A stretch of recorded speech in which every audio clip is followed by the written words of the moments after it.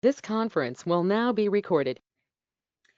Welcome, everyone. This presentation is brought to you by the GSCCC Gold Award Committee.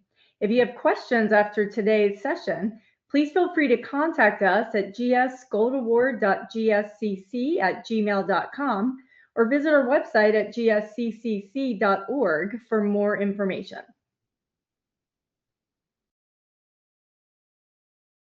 Before you can start working towards your Gold Award, there are a few important eligibility requirements to make sure you're ready.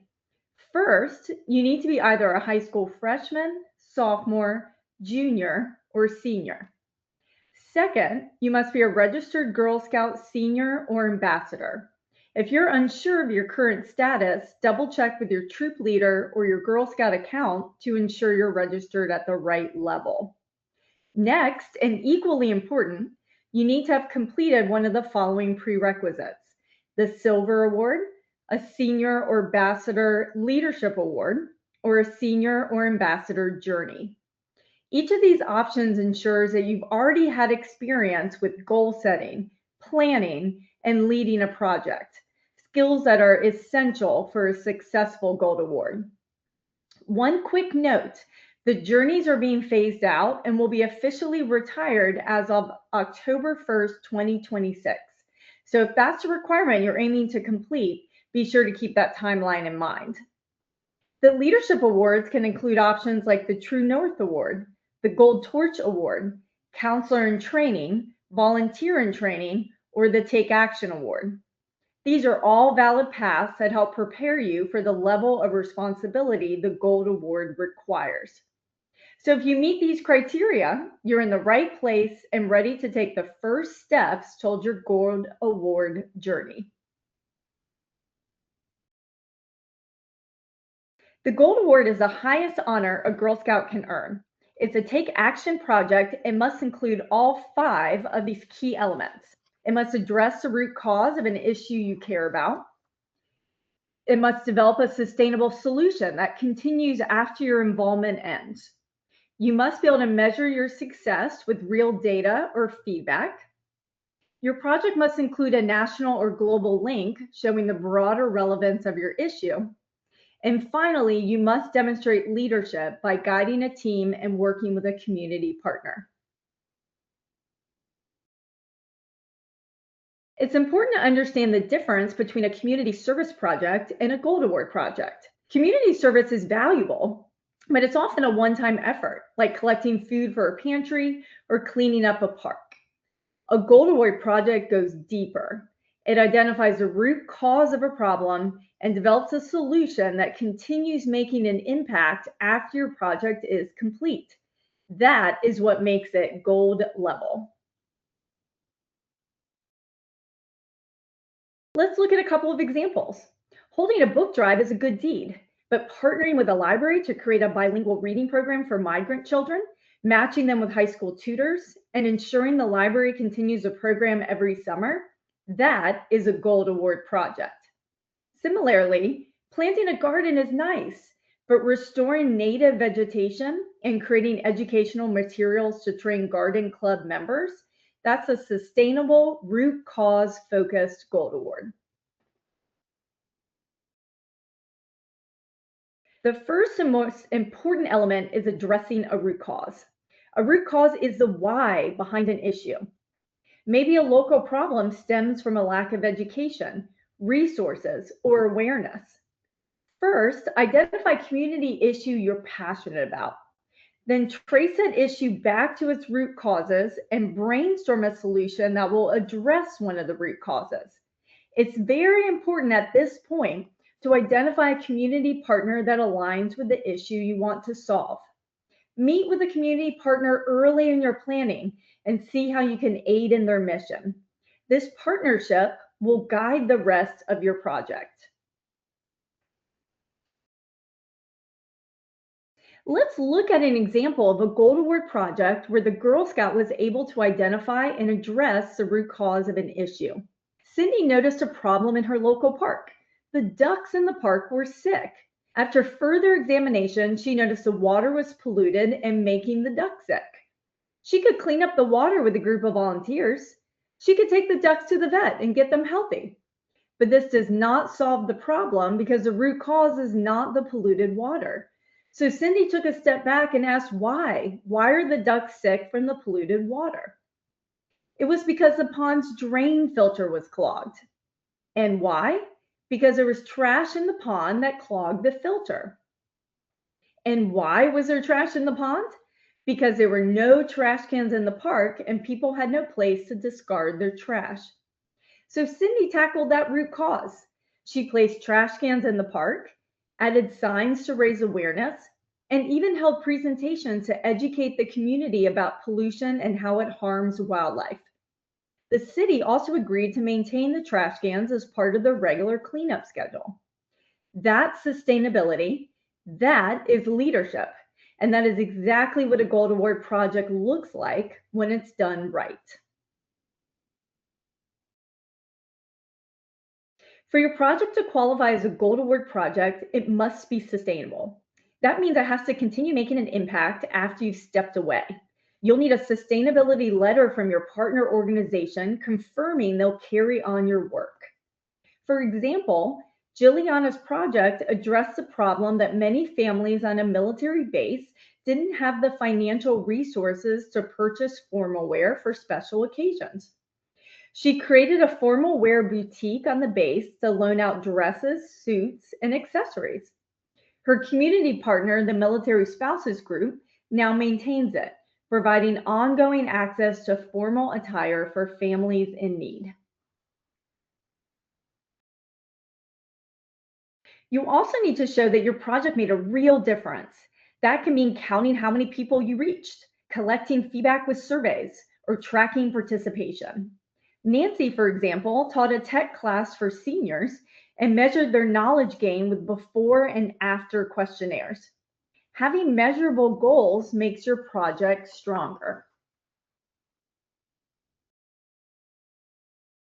Next, your project must connect to a larger national or global issue. Many problems are not unique to your local community. Research how others are addressing the issue elsewhere and show how your project contributes to a broader movement. This helps strengthen the relevance and potential reach of your work. A Gold Award project is not a solo project. You must recruit a team of at least 3 volunteers. These should be people outside your family, outside your troop, and not your project advisor. Your project advisor is an adult with expertise in your issue. You'll also need to partner with a community organization to support and receive your project. Leading a team and coordinating with adults builds your leadership skills. Now that we've discussed the 5 key elements of a Gold Award project, let's look at an example of a recent project and see how it met those elements.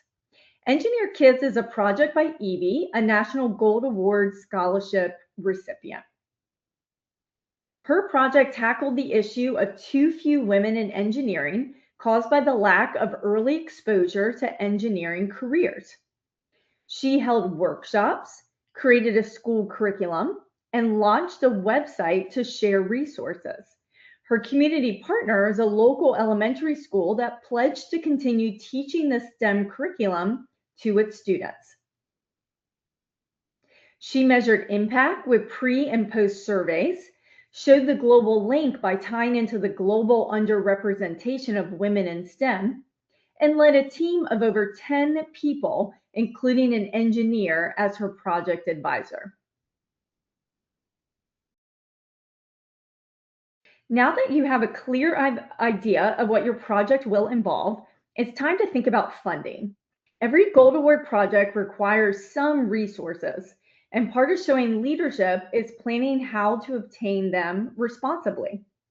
You can self-fund your project using your own money or a family donation. That's a simple option if your project costs are small.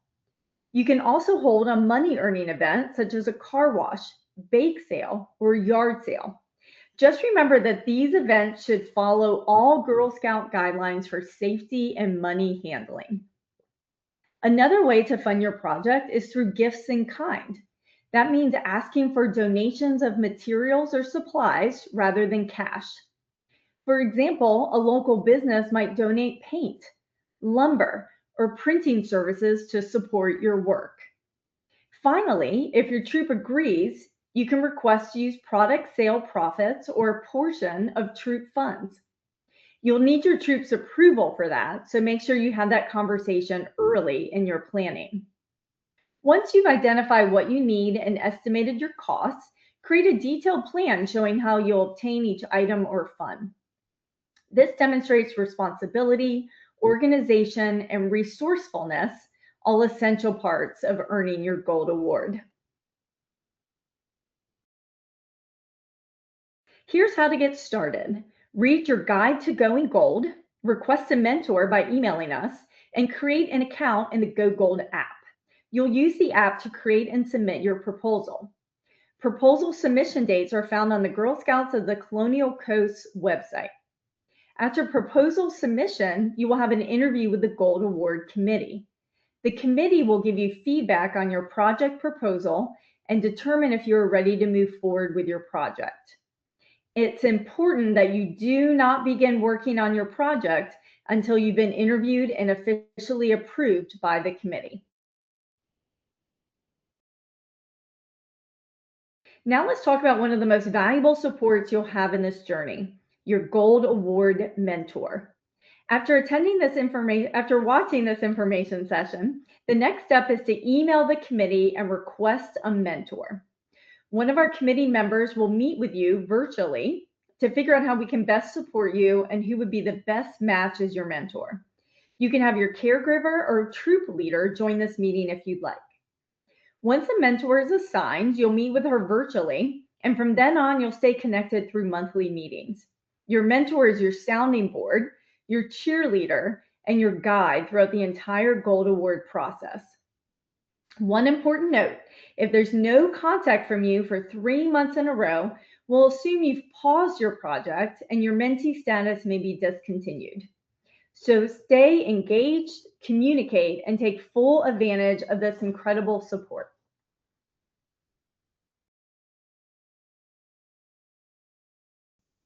Now we'll hear directly from 2 Gold Award Girl Scouts about their experiences and what this award means to them.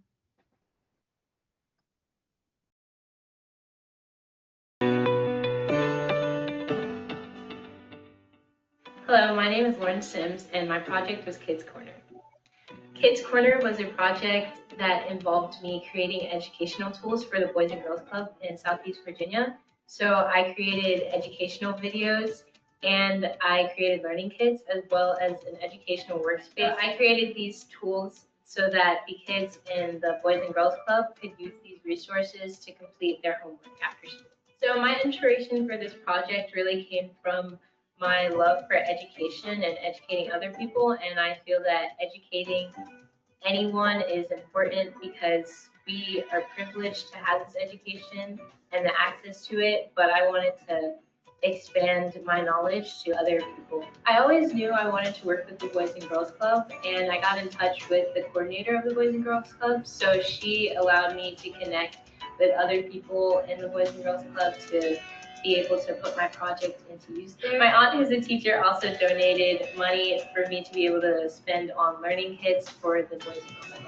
I also received a huge donation from Lowe's, and they supplied me with all the lumber for my project to build the educational workspace. I started the project my senior year of high school, and towards the end, I got really busy and pushed myself to get through, but I ended up persevering because I knew that I had a project that would really help the kids in the community. And that's what I did.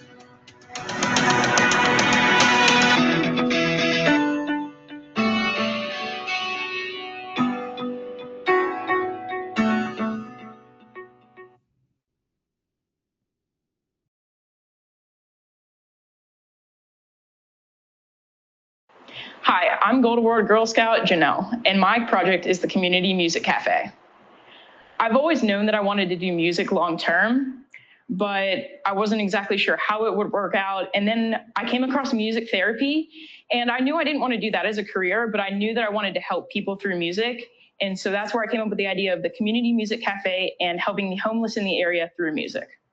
I go to Virginia Beach United Methodist Church, and they have this Potter's House ministry, and they work with the homeless on the daily. So I talked to the director of Potter's House, Mandy Cutchins, and she helped create meetings and helped me with ideas and having the resources that I needed to help the homeless through music. And Potter's House helps with things such as IDs, financial aid, bag lunches, and I kind of wanted to add to this and bring a musical aspect on it for inspiration. After Mandy Cutchins helped me launch my project, I met Karen Grayton, who works at Pin Ministry, who also helps the homeless on the daily, and she became my new project advisor and helped me to connect with different churches around the area to go to their winter shelter nights and interact with the homeless at those shelters as well. The outcome was more successful than I could have ever imagined. I had between 10 and 20 people coming to each cafe, sometimes more, and everyone was always telling me how much fun they had, how inspired they were, and when I was coming back, what songs could we do next? Can we do a duet? And it just filled my heart every time that the homeless came.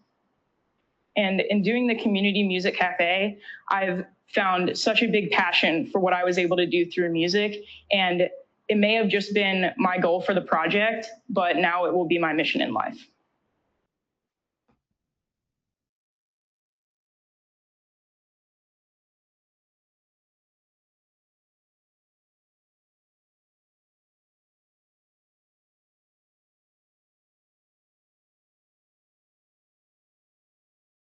Thank you so much for your attention. We hope you're excited about going for gold. If you have questions, please email us at gsgoldaward.gsccc@gmail.com or visit our website.